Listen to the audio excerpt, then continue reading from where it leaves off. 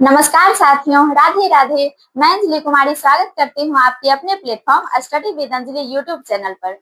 आज हम एक ऐसे टॉपिक को पढ़ने जा रहे हैं जिसके अंतर्गत कोई भी कॉम्पिटिटिव एग्जाम्स हो, इस टॉपिक से 2 या 3 मार्क्स के सवाल तो एकदम बनते ही हैं। तो आज के क्लास को एकदम एंड तक देखना है, एक भी पार्ट इसका मिस नहीं करना है। तो चलिए हम पहले उस टॉपिक का नाम जान लेते हैं। तो आज का जो हमारा टॉपिक है उसका नाम जानने के लिए आप लोग बहुत एक्साइटेड होंगे। तो उस टॉपिक का नाम है कैबिनेट मिशन की अनुशंसा पर जो 2 कार्य किए गए थे। पहला था हमारा संविधान सभा का गठन, जो हमने पिछली कुछ कक्षाओं के माध्यम से उसे पढ़ा, और आज हम पढ़ने जा रहे हैं अंतरिम सरकार के बारे में। यानी वह जो टाइम पीरियड था जब से संविधान सभा का गठन किया गया और उसके बीच में जब तक संविधान हमारा लागू नहीं हो जाता है तब तक जो अंतरिम सरकार कार्य कर रही थी, उसके बारे में आज हम जानेंगे। और यह टॉपिक आपके किसी भी कॉम्पिटिटिव एग्जाम्स के दृष्टिकोण से बहुत ही महत्वपूर्ण है, तो इसे बिल्कुल भी मिस ना करें। इससे पहले अगर आप हमारे चैनल पर नए हैं तो चैनल को सब्सक्राइब करके बेल आइकन को ऑन कर लें, और हमारा टेलीग्राम ग्रुप का लिंक आपको कमेंट सेक्शन में दिया गया है, उसे भी जाकर जरूर ज्वाइन कर लें। आज हम जानेंगे अंतरिम सरकार के बारे में, लेकिन उससे पहले संविधान सभा से संबंधित कुछ तथ्य बाकी रह गए हैं, सबसे पहले उन्हें नोट कर लेते हैं।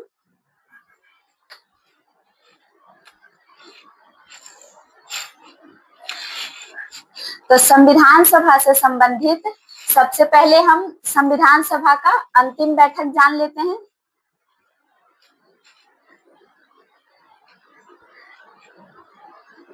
संविधान सभा का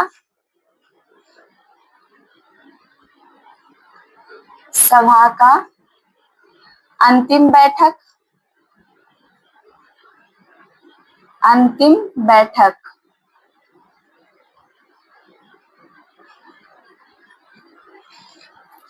तो यह जो हमारा संविधान सभा था, इसकी अंतिम बैठक की तारीख क्या थी? तो यह अंतिम बैठक आयोजित किया गया था 24 जनवरी 1950 को। 24 जनवरी 1950 को। और इस दिन जब संविधान सभा की अंतिम बैठकें चल रही थी, तब कौन कौन से कार्य किए गए इसके बारे में जान लेते हैं।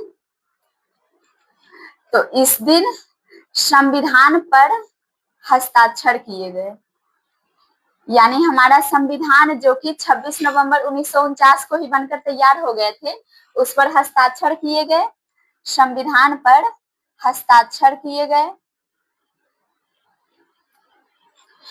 और यह जो संविधान पर हस्ताक्षर किए गए, इसमें कुल कितने सदस्यों ने हस्ताक्षर किया ये भी जान लेते हैं। तो इसमें कुल 284 सदस्यों ने हस्ताक्षर किया था। 284 सदस्य हस्ताक्षर किए थे। अब आगे हम बात कर लेते हैं। तो इसी बैठक में 24 जनवरी 1950 की जो बैठक थी, इसी में डॉक्टर राजेंद्र प्रसाद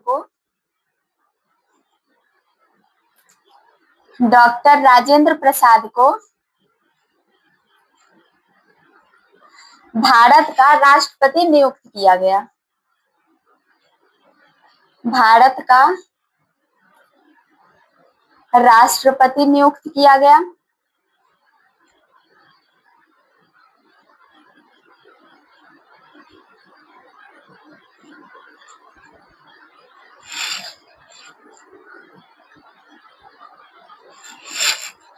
और इस दिन क्या क्या कार्य किए गए थे इसके बारे में जान लेते हैं।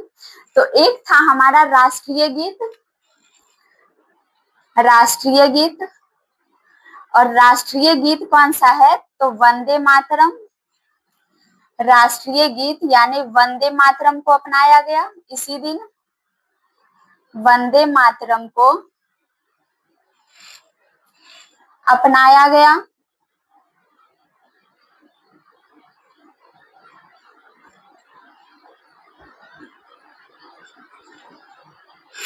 इसके अलावा हम बात करें तो इसी दिन हमारा राष्ट्रगान को भी अपनाया गया। इसी दिन राष्ट्रगान यानी जन गण मन को अपनाया गया, जन गण मन को अपनाया गया।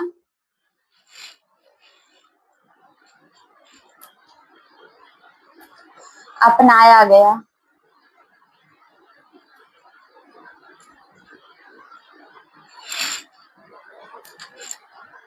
अब आगे हम कुछ और तथ्यों की बात कर लेते हैं। तो संविधान सभा में एंग्लो इंडियन जो समुदाय हुआ करते थे उसका प्रतिनिधित्व कौन कर रहे थे? तो संविधान सभा में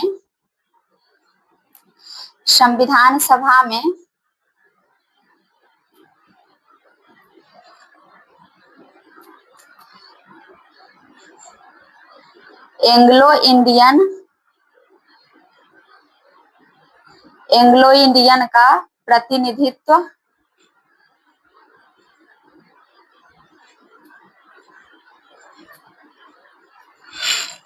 ये कौन कर रहे थे? तो इसमें नाम आता है फ्रैंक एंथोनी का। ये वही फ्रैंक एंथोनी है जिन्हें संविधान सभा की पहली बैठक जो कि 9 दिसंबर 1946 को आयोजित की गई थी उसमें इनको उपाध्यक्ष बनाया गया था। फ्रैंक एंथोनी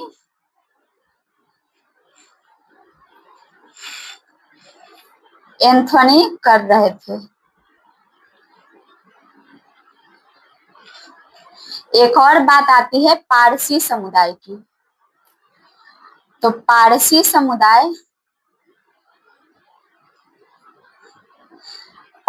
समुदाय के प्रतिनिधित्वकर्ता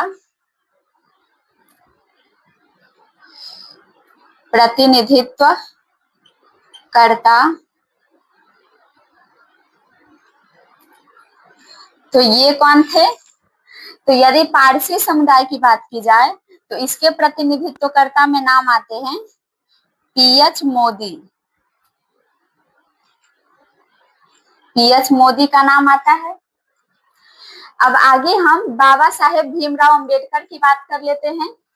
तो इनके बारे में कुछ बातें याद रखने योग्य हैं। अब हम बात करते हैं भीमराव अंबेडकर के बारे में। भीमराव अंबेडकर तो अगर इनकी बात की जाए तो इनका जो सबसे पहले चुनाव हुआ था वह पूर्वी बंगाल से हुआ था।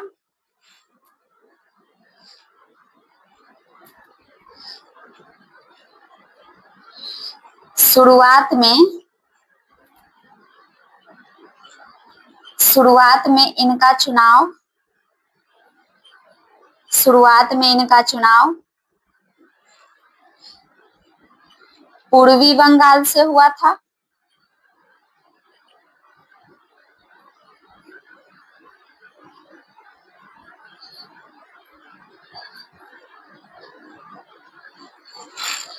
लेकिन हम सभी जानते हैं कि 14 अगस्त 1947 को भारत से पृथक करके एक अलग राष्ट्र का गठन किया गया जिसका नाम पाकिस्तान था। और यह जो पहले पूर्वी बंगाल हुआ करता था यानी आज का जो बांग्लादेश है वह पाकिस्तान का हिस्सा उस टाइम पीरियड में कहलाया जाने लगा। तो जब इनका भीमराव अंबेडकर का चुनाव पूर्वी बंगाल से हुआ था तो विभाजन के बाद इनका फिर से चुनाव करवाया गया। तो विभाजन के बाद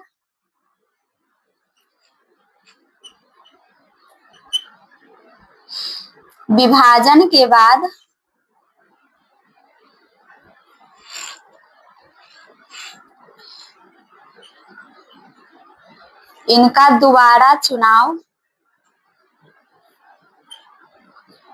दोबारा चुनाव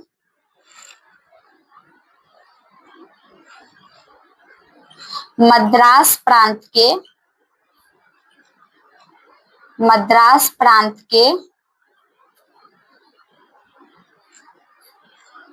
पुणे से कराया गया।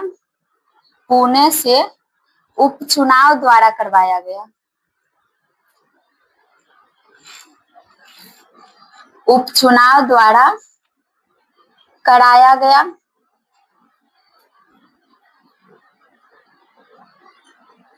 अब आप सभी यह सोच रहे होंगे कि क्या यह मद्रास प्रांत का जो पूना था, उस टाइम इसे पूना ही कहा करते थे, तो आप सब सोच रहे होंगे कि यह जो मद्रास प्रांत का पूना था, यहाँ क्या सीटें खाली थी जो फिर से चुनाव करा के बाबा साहेब को वहां लाया गया? तो ऐसा बिल्कुल नहीं था। इस पूना मद्रास प्रांत के पूना सीट से उस टाइम एम.आर. जयकर जीत चुके थे और एम.आर. जयकर की ही सीट को रिक्त करवाकर उनके स्थान पे डॉक्टर भीमराव अम्बेडकर को लाया गया। तो इनके लिए एम.आर. जयकर का पद रिक्त करवाया गया था। जयकर का पद रिक्त करवाया गया।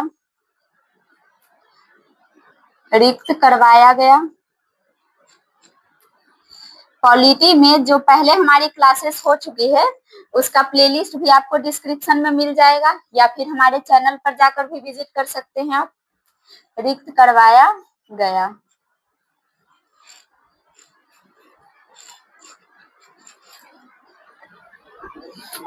यहाँ हमने देखा कि जो बाबा साहेब अम्बेडकर थे, उनको एक दूसरे का पद रिक्त करवाकर लाया गया संविधान सभा में। ऐसा क्यों किया गया?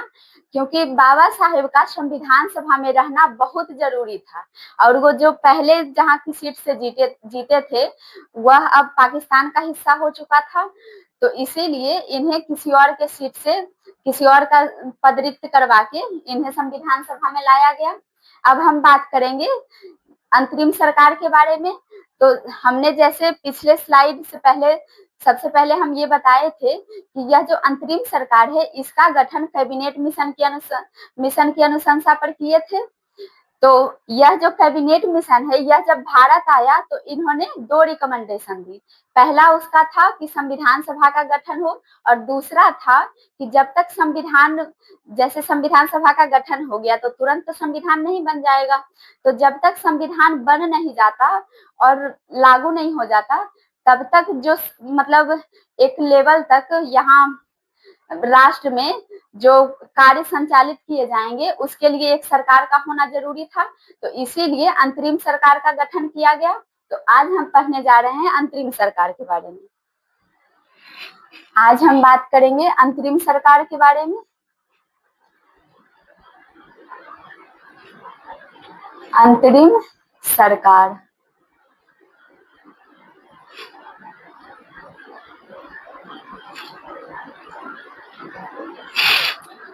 तो यह जो अंतरिम सरकार है, इसका गठन कैबिनेट मिशन की अनुशंसा पर की गई।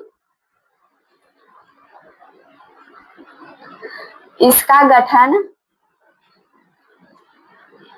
कैबिनेट मिशन की अनुशंसा पर की गई।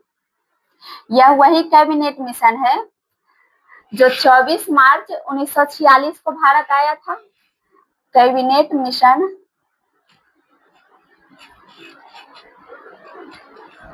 की अनुशंसा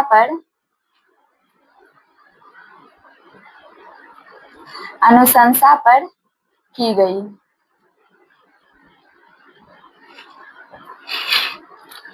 अब उस टाइम पीरियड में 1946 में यह जो कैबिनेट मिशन था, इसका गठन किया गया।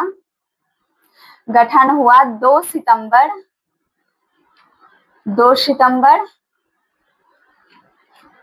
1946, और इस टाइम में 1946 में भारत के जो वायसराय थे, भारत के वायसराय कौन थे? भारत के वायसराय ये उस टाइम थे लॉर्ड वेवेल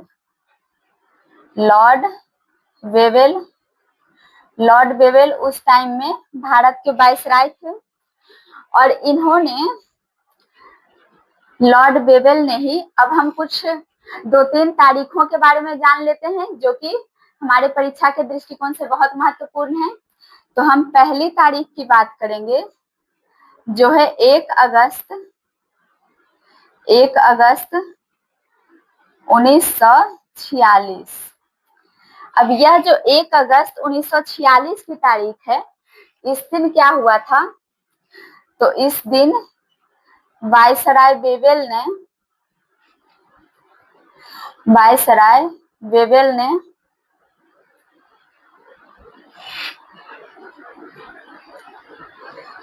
जवाहरलाल नेहरू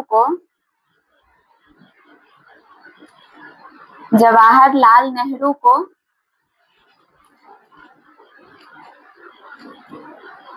अंतरिम सरकार के गठन के लिए आमंत्रित किया।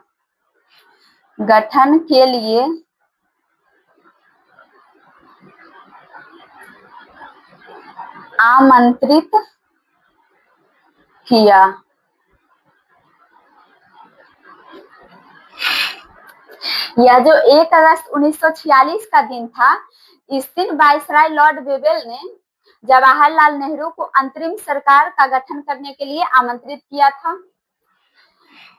अब अगली तारीख की बात की जाए तो अगली तारीख है हमारी 24 अगस्त 1946 की। और इस 24 अगस्त 1946 को क्या हुआ था? तो 24 अगस्त 1946 को लॉर्ड वेवेल ने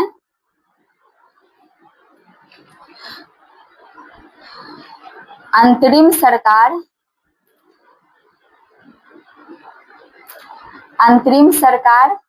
के गठन की घोषणा की।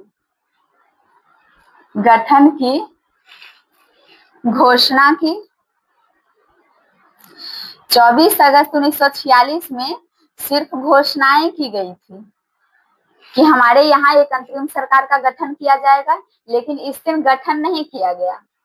अब हम अगले डेट की बात करें तो अगला डेट है हमारा 2 सितंबर 1946 की। और 2 सितंबर 1946 को इस दिन अंतरिम सरकार का गठन कर दिया गया। इस दिन औपचारिक रूप से अंतरिम सरकार का औपचारिक गठन कर दिया गया।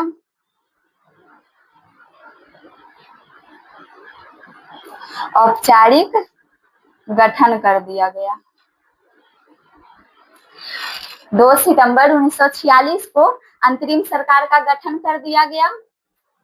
अब यह जो अंतरिम सरकार थी, तो शुरुआत में इस अंतरिम सरकार में मुस्लिम लीग के कोई भी सदस्यों ने भाग नहीं लिया। यानी शुरुआत में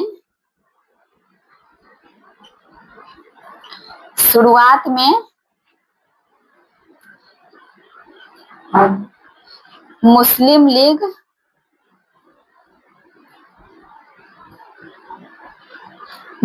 लीग अंतरिम सरकार में शामिल नहीं हुए। अंतरिम सरकार में शामिल नहीं हुआ।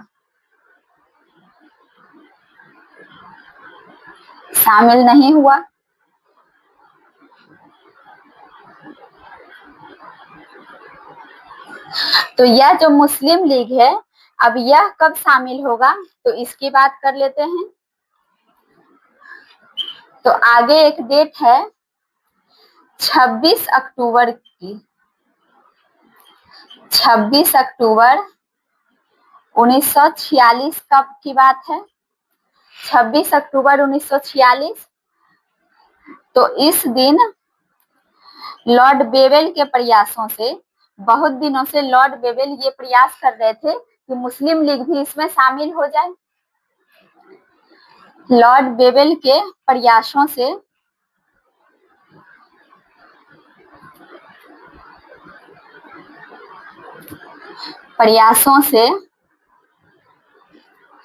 मुस्लिम लीग शामिल हुआ।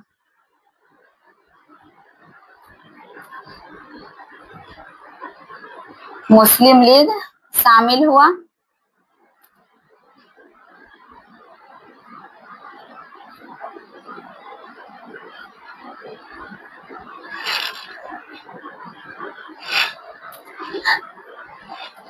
तो यह जो 26 अक्टूबर 1946 का डेट है, इस दिन मुस्लिम लीग ने मतलब औपचारिकता के साथ अंतरिम सरकार में अपना समर्थन दिया। तो आगे हम बात करते हैं कि यह जो जब मुस्लिम लीग शामिल हुआ, तो क्योंकि यह मुस्लिम लीग शुरुआत से शामिल नहीं हुआ था, तो शुरुआत में क्या था कि अंतरिम सरकार में यह तय किया गया था कि हम 15 लोगों को यहाँ पार्टिसिपेशन देंगे, जिसमें से 13 लोग पहले से ही नियुक्त हो चुके थे, बस 2 लोग बचे हुए थे। तो जब मुस्लिम लीग शामिल हुआ, तो मुस्लिम लीग के सदस्यों को शामिल करने के लिए पहले के जो 3 लोग थे, मतलब पहले के जो 13 लोग थे, उनमें से 3 लोगों को हटा दिया गया मुस्लिम लीग को शामिल करने के कारण। तो इनमें से और मुस्लिम लीग से कुल 5 सदस्य इसमें शामिल हुए थे।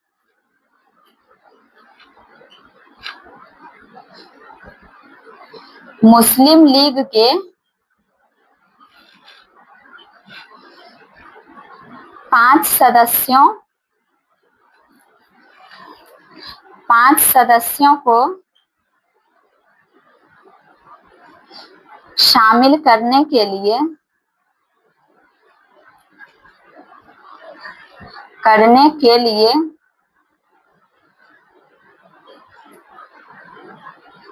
3 सदस्यों को हटाया गया।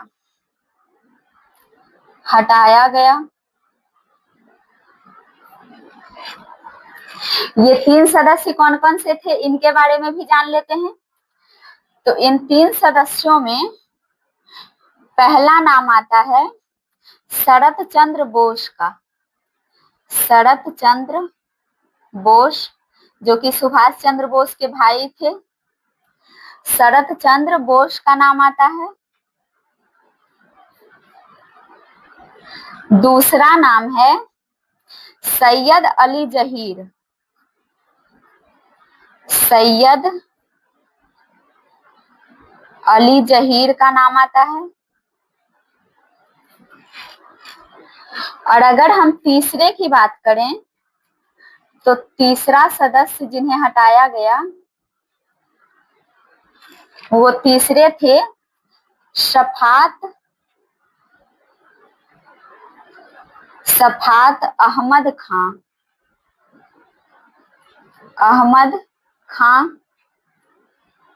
मुस्लिम लीग के 5 सदस्यों को इसमें शामिल करने के लिए इन 3 सदस्य, जिनमें से एक का नाम है शरत चंद्र बोस, दूसरे का नाम है सैयद अली जहीर और तीसरे का नाम है शफात अहमद खां, इन तीनों को पूर्व में जो अंतरिम सरकार में सभी सदस्य को शामिल किया गया, इन तीनों को उसमें से हटाया गया।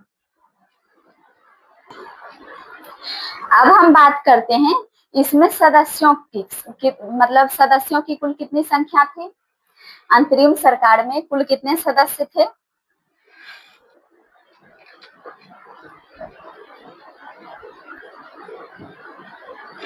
अंतरिम सरकार में सदस्य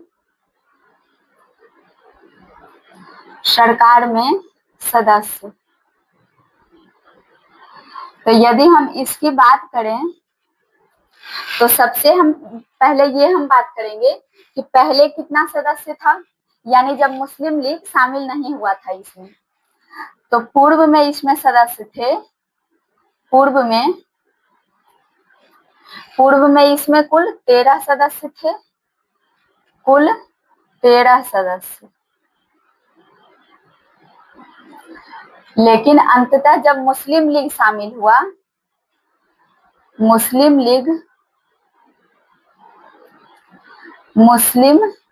लीग के शामिल होने के बाद, क्योंकि इन 13 सदस्यों में से 3 को हटाया गया, उसके स्थान पर मुस्लिम लीग के 5 सदस्यों को शामिल किया गया। तो मुस्लिम लीग के शामिल होने के बाद कुल 15 सदस्य थे। कुल 15 सदस्य थे। अध्यक्ष को मिलाकर, इसमें अध्यक्ष को भी इंक्लूड किया गया है। कुल 15 सदस्य थे। शुरुआत में देखिए इस मुस्लिम लीग की क्या हालत थी। कुछ कुछ घरों में जो होती है ना वो पुराने ख्यालों वाली सासू माता, उनका क्या कहना होता है कि हमारी बहू जो हमने इच्छा जाहिर की थी उस लायक दहेज नहीं लेकर आई तो इससे थोड़ा कटे रहेंगे, या फिर कई तो ऐसी होती है कि उसका गृह प्रवेश ही नहीं करवाएंगे। तो ठीक वही हाल था उस टाइम पीरियड में मुस्लिम लीग का। मुस्लिम लीग की एकदम बेहद, क्या उसको इच्छा ही नहीं, उत्कंठा बोल सकते हैं, यह थी कि हम भारत में नहीं रहेंगे, हमें तो एकदम पाकिस्तान ही चाहिए, भारत से हमारा काम होने वाला है नहीं। तो जहां भी मतलब कुछ भी इनके पास प्रस्ताव रखे जाते थे तो उनमें सबसे पहले इनकी मांग क्या रहती थी कि सबसे पहले हमें पाकिस्तान दो। यही जब अंतरिम सरकार की भी बात आई, जब अंतरिम सरकार का गठन किया गया तो मुस्लिम लीग के साथ भी मीटिंग बुलाई गई। तो जब जैसे ही मुस्लिम लीग मतलब इस मीटिंग में शामिल हुए तो सबसे पहले उनका मुद्दा यही रहता था कि हमें पाकिस्तान चाहिए, उसके बाद आप जो करवा लो लेकिन सबसे पहले हमें पाकिस्तान चाहिए। लेकिन यहाँ अंततः मुस्लिम लीग शामिल हो ही गए। तो अब हम इसके आगे बात करेंगे। हमारे बाबा साहेब भीमराव अंबेडकर ने एक कथा स्टेटमेंट दिया इस अंतरिम सरकार के बारे में, तो उसे भी हम थोड़ा ध्यान में रखेंगे क्योंकि कई एग्जाम्स में यह पूछे गए हैं। तो डॉक्टर भीमराव अंबेडकर का एक कथन है। भीमराव अंबेडकर, इन्होंने एक स्टेटमेंट दिया।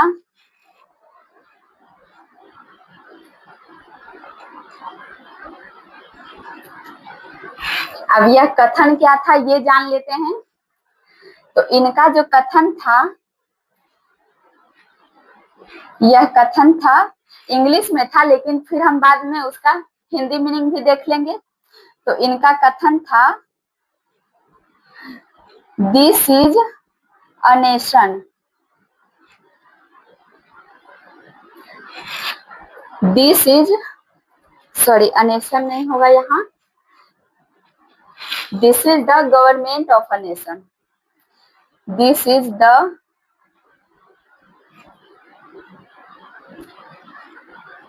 Government of one country,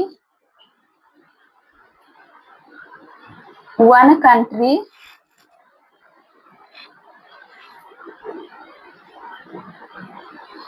runs by two nations.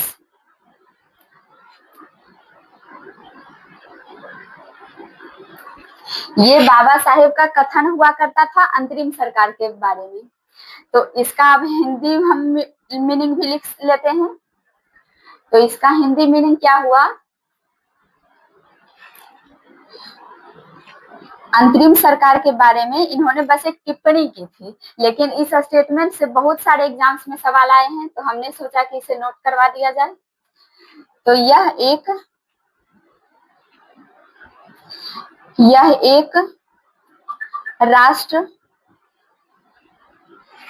राष्ट्र नहीं, यहाँ देश लिखना ज्यादा सही होगा।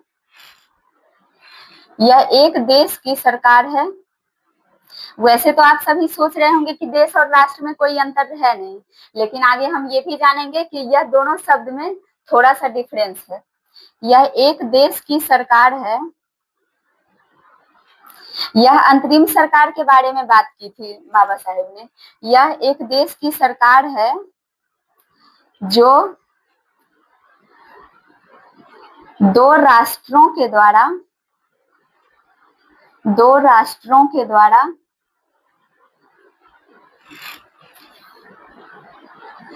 संचालित की जा रही है,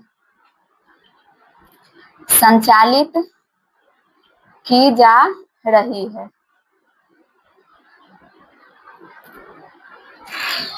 इन्होंने उसी टाइम में जब मुस्लिम लीग की पाकिस्तान को लेकर एक अलग ही मांग उठ रही थी, तो उसी टाइम में बस ये अंतरिम सरकार के बारे में ये टिप्पणी किए थे। इसका अर्थ देखिए कितनी गहराई से इन्होंने अर्थ निकाला एक स्टेटमेंट में कि यह एक देश की सरकार है। यानी अभी जो अंतरिम सरकार दिख रहा है, यह मूलतः सबको देखने में तो यह लगेगा कि यह एक देश की सरकार है, यानी उस टाइम में यह भारत की एक अंतरिम सरकार हुआ करती थी। लेकिन यहाँ क्या उन्होंने बोला, 2 राष्ट्रों। यह फिलहाल तो एक देश की सरकार है, लेकिन इसका संचालन 2 राष्ट्र मिलकर कर रहे हैं। यानी उन्होंने कितनी गहराई से इस बात को रिप्रेजेंट किया कि आज की जो सरकार है, यह भले हमें देखने में एक राष्ट्र की लग रही है, लेकिन इनमें जो सदस्य हैं वह मतलब मन से 2 राष्ट्रों में विभक्त हो चुके हैं। इसका मतलब यही था। अब आगे हम बात करते हैं इसके सदस्यों के बारे में। अंतरिम सरकार में कुल 15 सदस्य थे और इन 15 सदस्यों को अलग अलग विभाग दे दिया गया था, जो कि मतलब कोई भी सदस्य उनका एक इंडिविजुअल अपना एक डिपार्टमेंट था कि उन्हें उसी डिपार्टमेंट में काम करना है। तो उसके बारे में लिख लेते हैं। यहाँ हम एक तरफ सदस्य लिखेंगे,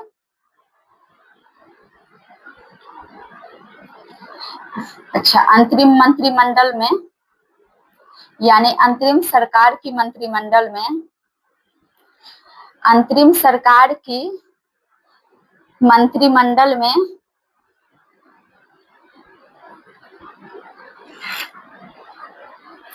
मंत्रिमंडल के सदस्य, हमने ऊपर ही देख लिया कि सदस्य कुल कितने थे, तो कुल सदस्य थे 15। तो अब इसी के बारे में जानेंगे। तो एक तरफ हम जानेंगे सदस्य के बारे में, एक तरफ हम बात करने वाले हैं सदस्य के बारे में यानी उनका नाम, और एक तरफ हम बात करेंगे उनका पद यानी मंत्रालय, उनके मंत्रालय की बात करेंगे।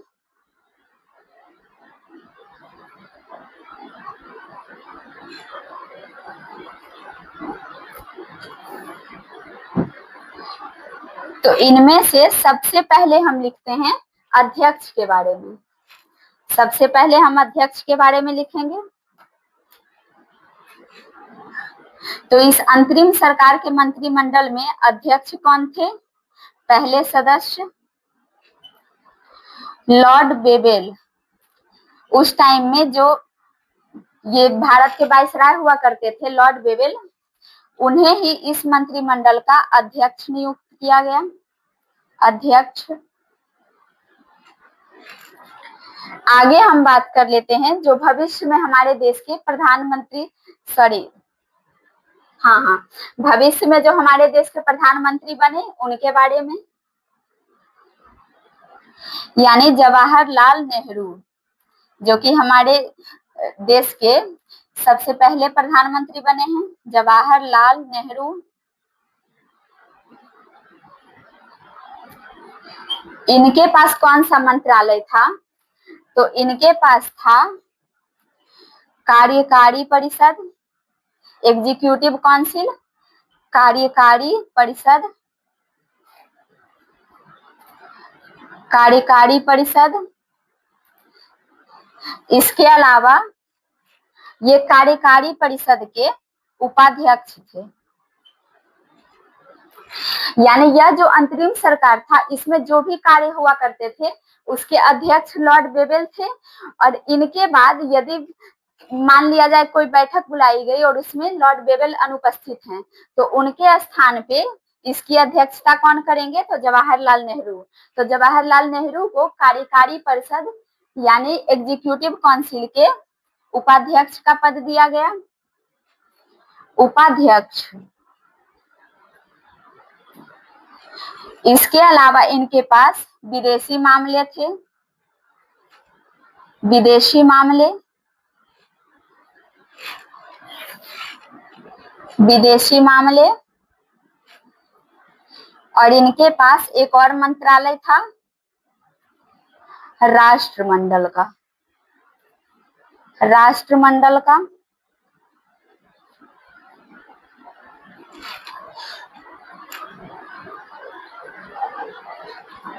अब आगे हम बात कर लेते हैं सरदार वल्लभ भाई पटेल के बारे में। तीसरा हम बात करेंगे सरदार वल्लभ भाई पटेल। वल्लभ भाई पटेल के बारे में, तो इनके पास जो मंत्रालय था वह पहला तो था गृह मंत्रालय, यानी सरदार पटेल को गृह मंत्री बनाया गया था। उसके बाद सूचना एवं प्रसारण मंत्रालय, सूचना एवं प्रसारण मंत्रालय, प्रसारण मंत्रालय।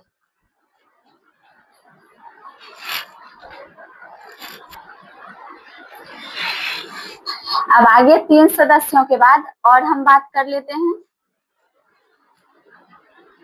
सदस्य और इधर मंत्रालय।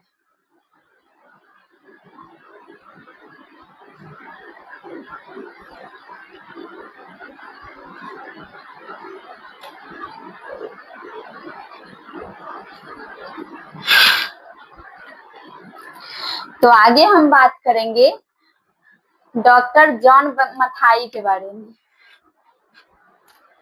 3 हो गया था हमारा, ये चौथा doctor John Mathai, John Mathai. और इनके पास जो मंत्रालय था वह था उद्योग और आपूर्ति मंत्रालय, उद्योग एवं आपूर्ति मंत्रालय।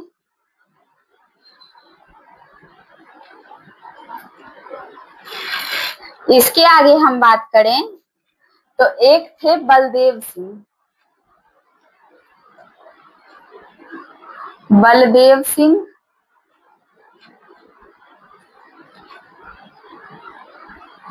और बलदेव सिंह के पास था रक्षा मंत्रालय, रक्षा मंत्रालय। यानी ये जो बलदेव सिंह है इनके पास बहुत बल है, ये सबकी रक्षा करेंगे। बलदेव सिंह के पास था रक्षा मंत्रालय। अब आगे हम बात करें तो सी राजगोपालाचारी हैं, सी राजगोपालाचारी।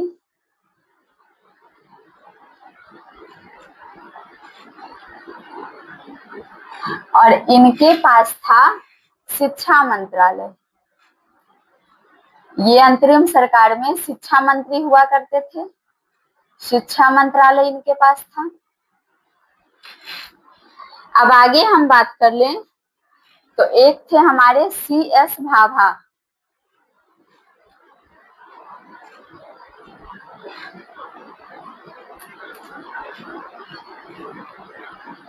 CS भाभा। और CS भाभा के पास था कार्य खान, यानी खदान जो हुआ करते थे, और बंदरगाह मंत्रालय, और बंदरगाह मंत्रालय।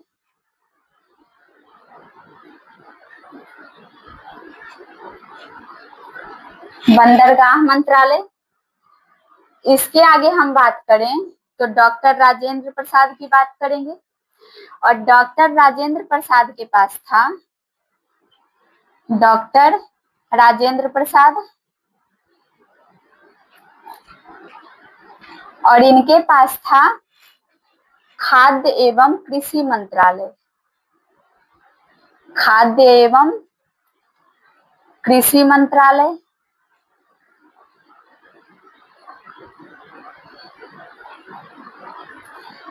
ये थोड़े से फैक्ट्स हैं जो कि आपको याद करने होंगे, लेकिन ये याद करने बहुत जरूरी है। आगे हम बात करें तो अरुणा आसफ अली का भी नाम आता है, अरुणा आसफ अली, अरुणा आसफ अली। और अरना आसफ अली के पास था रेलवे एवं परिवहन मंत्रालय। रेलवे एवं परिवहन मंत्रालय।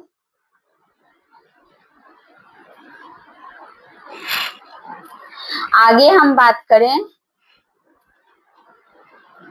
तो नेक्स्ट हमारे हैं जगजीवन राम। जगजीवन राम, जिसे उस समय सब बाबू कहकर संबोधित किया करते थे, जिन्हें जगजीवन राम, इन्हें बाबू कहकर भी संबोधित किया जाता था। तो इनके अंदर में था श्रम मंत्रालय। श्रम मंत्रालय। आगे हम बात करें, अब यहां से मुस्लिम लीग के सदस्य शुरू हो जाते हैं। अगला की बात की जाए,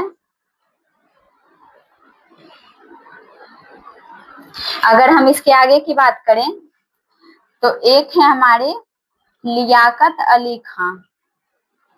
लियाकत अली खां,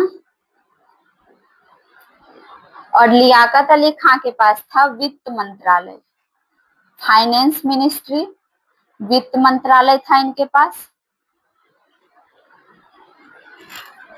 इसके आगे हम बात करेंगे तो एक थे एक का नाम था आई चुंदरीगढ़। आई चुंदरीगढ़।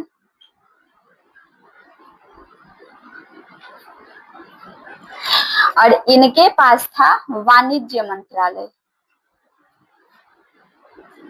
वाणिज्य मंत्रालय, कॉमर्शियल मिनिस्ट्री।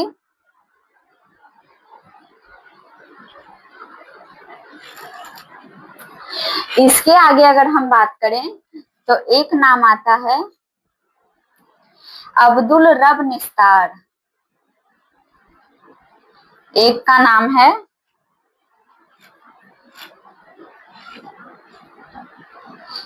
अब्दुल रब निस्तार। रब निस्तार। और इनके पास था संचार मंत्रालय। संचार मंत्रालय। संचार मंत्रालय। अब 14वें नंबर की बात करें तो इसमें नाम आता है जोगेंद्र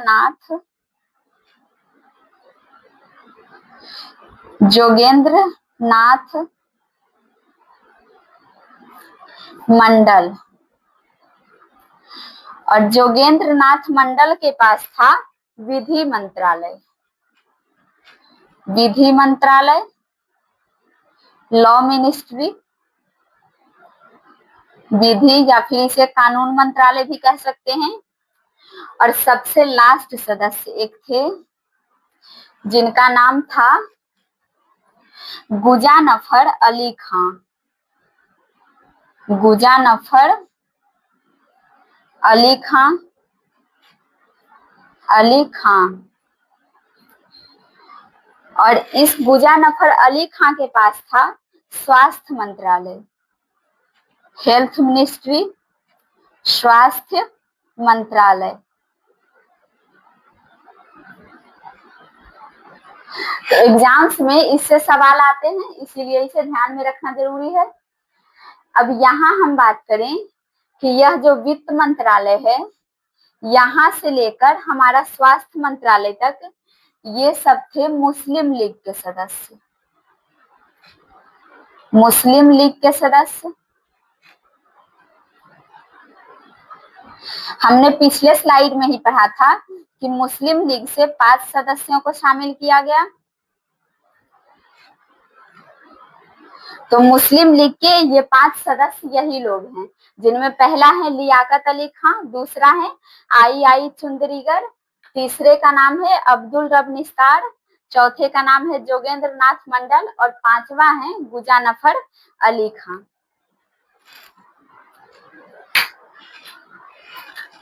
तो आज के लिए बस इतना ही। आप सभी को हमारे सेशन में जुड़ने के लिए बहुत बहुत धन्यवाद।